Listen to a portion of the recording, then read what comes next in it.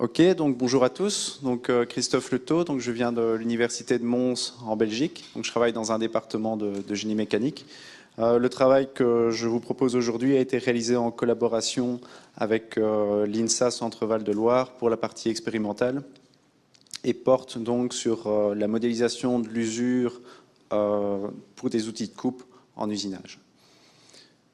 Donc voici le plan de ma présentation. Donc je commencerai par établir un peu le contexte de cette étude. Ensuite, je présenterai certains modèles d'usure qui sont classiquement utilisés pour les outils de coupe. Je présenterai rapidement le jeu de données expérimental que nous avions à disposition. J'aborderai ensuite le cadre méthodologique et je présenterai les résultats principaux de cette étude avant de terminer par une conclusion. Donc le contexte général, donc je m'intéresse essentiellement à la fiabilité prévisionnelle et à l'optimisation de plans de maintenance. Donc l'idée, c'est d'optimiser finalement le temps de remplacement d'un équipement, voire d'un système. Donc ici, l'application concerne les outils de coupe par rapport à des critères de coût et de qualité. Tout cela à partir d'indicateurs donc de son état de dégradation. Donc on recense globalement trois approches donc pour estimer la durée de vie résiduelle, qui va être finalement notre critère permettant d'optimiser le plan de maintenance.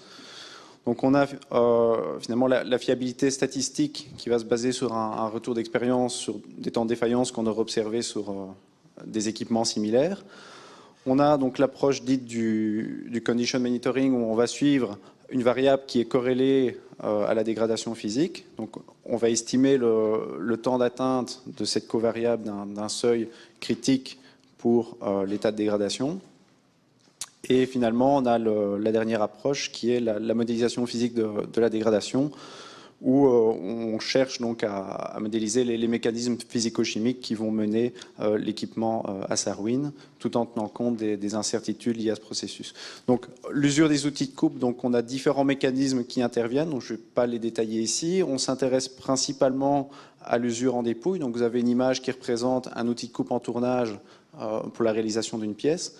Donc cet outil, il va forcément s'user dû aux contraintes et aux champs de température qui se produisent à l'interface entre la pièce et l'outil.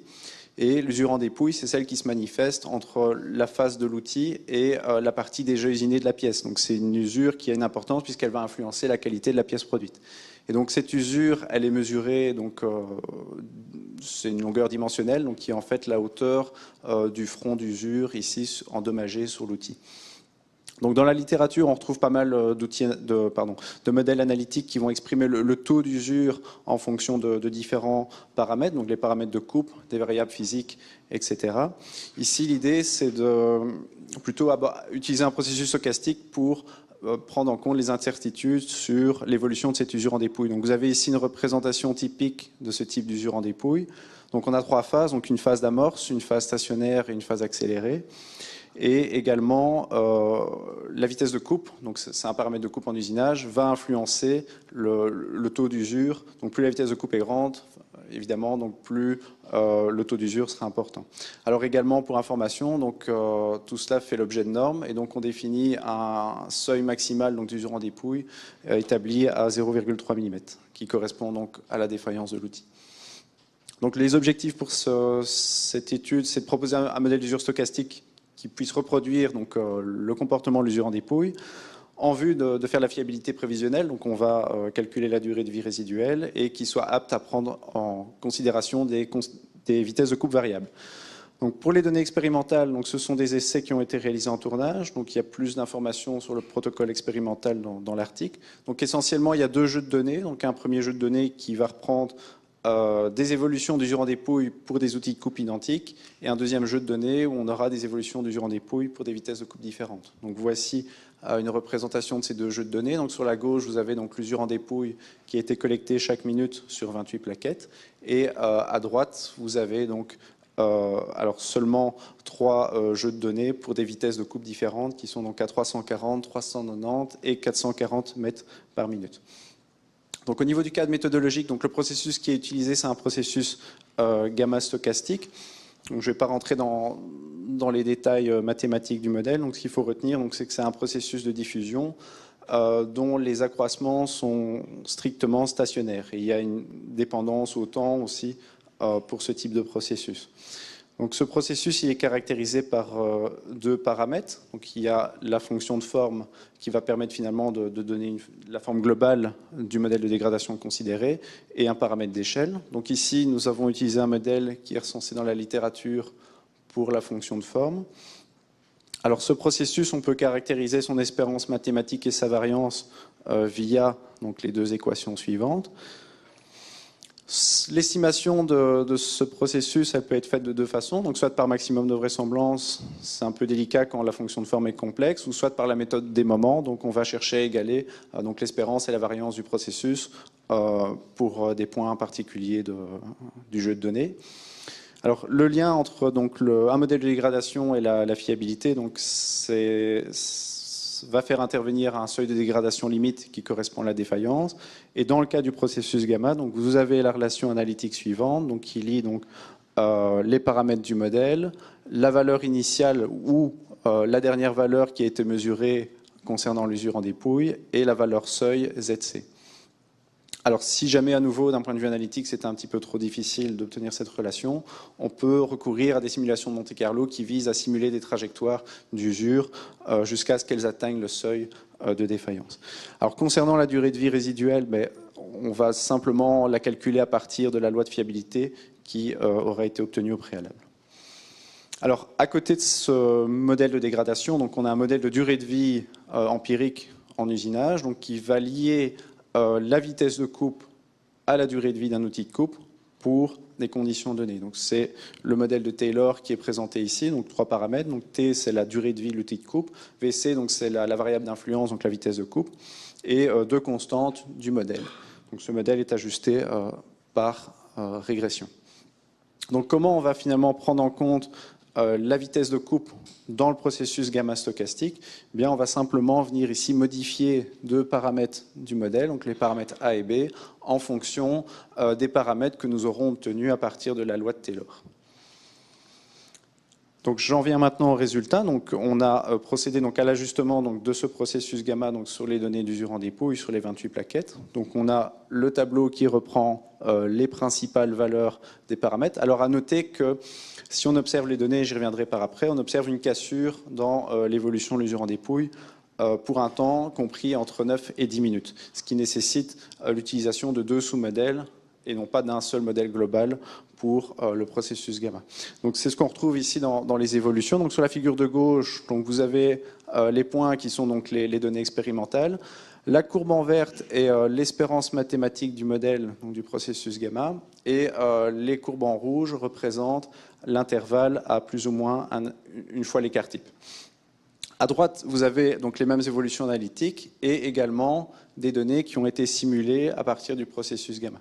Alors, ce qu'on peut dire, c'est que c'est difficile de prendre en compte la variabilité qui apparaît donc après le deuxième point de cassure, puisqu'on voit qu'ici, on a beaucoup plus de points qui s'écartent franchement de l'intervalle à plus ou moins un écart type, ce qu'on ne retrouve pas avec les données simulées ici.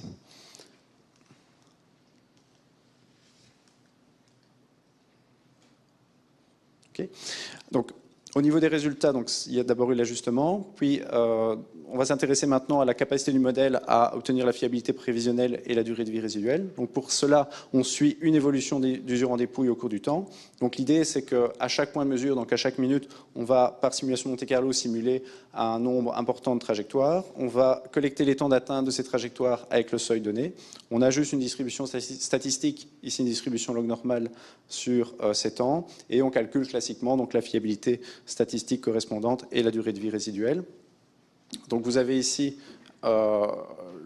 ce qui a été repris sous forme imagée. Donc on a ici une évolution donnée. À un instant donné, on fait une simulation du modèle. Donc on fait ça pour 10 minutes, 11 minutes, 12 minutes, 13 minutes. On a les fiabilités qui se mettent à jour ici sur la figure de droite. Et à partir de là, on en déduit l'information sur la durée de vie résiduelle. Donc ceci compare donc la durée de vie résiduelle réelle pour la plaquette numéro 2, l'outil de coupe numéro 2. Donc ceci est la vraie durée de vie résiduelle et ceci est l'estimation du modèle qui converge malheureusement assez lentement. Donc il faut attendre les derniers points pour que le modèle converge à ce niveau-là. Alors, dernière partie au niveau des résultats, c'est que maintenant on va prendre en compte la vitesse de coupe variable. Donc à nouveau, les paramètres N et C donc de la loi de Taylor sont obtenus par régression. On a le temps de cassure qui est aussi mis à jour dans le modèle. et on compare ensuite les données d'usure pour les différentes vitesses de coupe. Donc ceci est une comparaison des données expérimentales avec ce qu'est capable de produire le modèle en termes de simulation de trajectoire. Et même idée que tout à l'heure, donc on va à nouveau mettre à jour le modèle. Donc c'est-à-dire qu'à un instant donné, donc c'est pour une vitesse de coupe tout à fait simulée, donc c'est pas une vitesse de coupe réelle, puisqu'on n'a pas les données correspondantes ici pour 250 mètres par minute. Et on a donc la fiabilité résultante que l'on peut comparer au vrai temps de défaillance qui sera obtenu par ce modèle. Donc, qui dit fiabilité dit à nouveau durée de vie résiduelle. Et donc cette figure compare donc, la durée de vie résiduelle obtenue par le modèle en rouge et ce qui a été prédit à chaque pas de temps donc, au niveau des points. Alors en vert, vous avez le temps qui a été prédit par Taylor. Donc on notera rapidement qu'il y a un petit délai entre le modèle de Taylor et le modèle d'usure en dépouille. Ça justifie par le fait que malheureusement, pour le modèle de Taylor, on avait que 3 points, donc on avait que 3 vitesses de coupe variables. Et il y a l'influence de ce fameux temps de cassure au niveau du processus gamma qui intervient. Alors, au niveau des conclusions, très très rapidement, donc, on a proposé un modèle d'usure en dépouille stochastique capable de reproduire les 3 zones.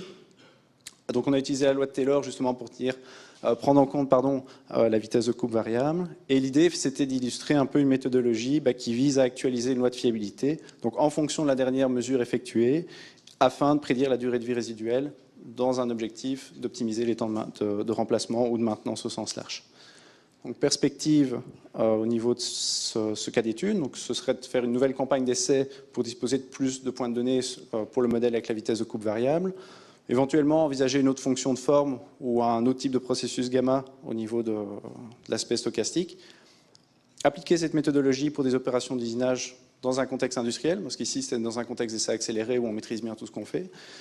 Et l'objectif ultime, c'est de pouvoir établir un critère d'aide à la décision qui ne se base plus sur une norme carrée, mais plutôt sur des indices de qualité. Donc pour le remplacement de l'outil de coupe en fonction de différents indicateurs, qu'ils soient physiques, directs de l'état de dégradation. Donc on a aussi les efforts de coupe, la puissance consommée et les vibrations qui peuvent nous aider à atteindre cet objectif. Donc je vous remercie pour votre attention.